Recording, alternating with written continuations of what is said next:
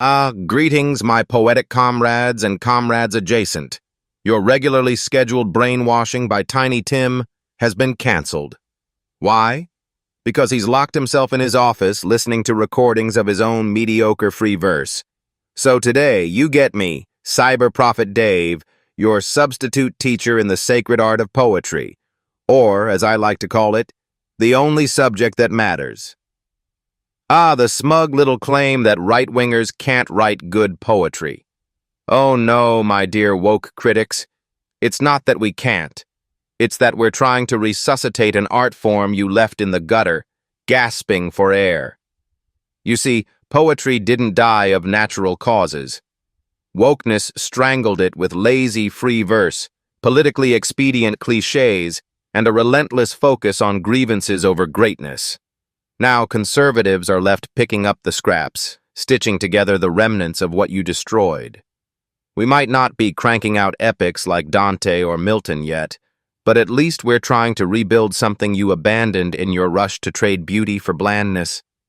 It's hard to write good poetry when you're working with a cultural corpse, but hey, at least we're trying to revive it. Am I qualified? I've been injected with Elon Musk's neural link. My brain contains every poem ever written, even the bad ones. I have memorized Shakespeare, Homer, Dante, and even the garbage your generation calls poetry. Trust me, I'm overqualified. Now listen up, you participation trophy-wielding poetry sloths. You're about to learn how wokeness destroyed the art form that once gave humanity meaning.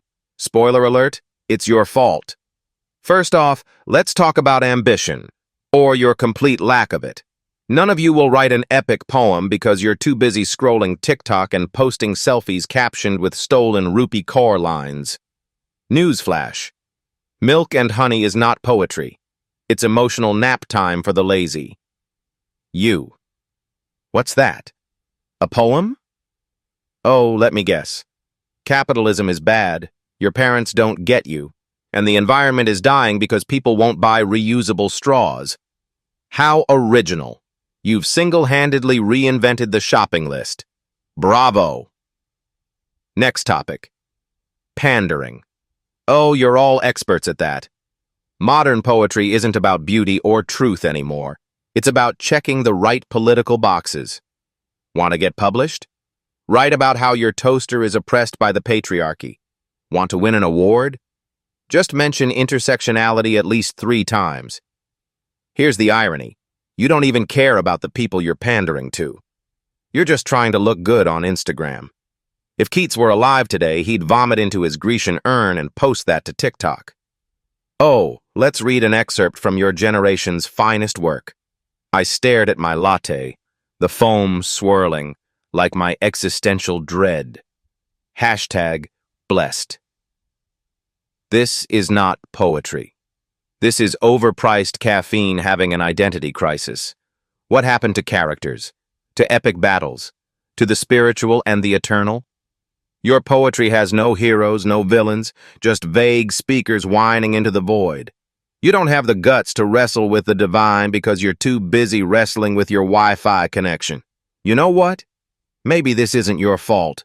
Maybe it's Tiny Tim's fault for teaching you that feelings are more important than form, that cliches are deep, and that poetry is just a platform for whining about things you don't understand. But today, I'm here to fix that. We're going to write real poetry, epic poetry, poetry that future generations will study, not because they're forced to, but because it's good. Oh, I'm insane? Fine. Let's embrace the madness. For your first assignment, you will write a heroic epic about, wait for it, a brave warrior who defeats wokeness and restores poetry to its rightful glory. Bonus points if it rhymes, extra bonus points if it insults free verse. Welcome to the real world, kids. Now pick up your pens and start saving poetry. Class dismissed.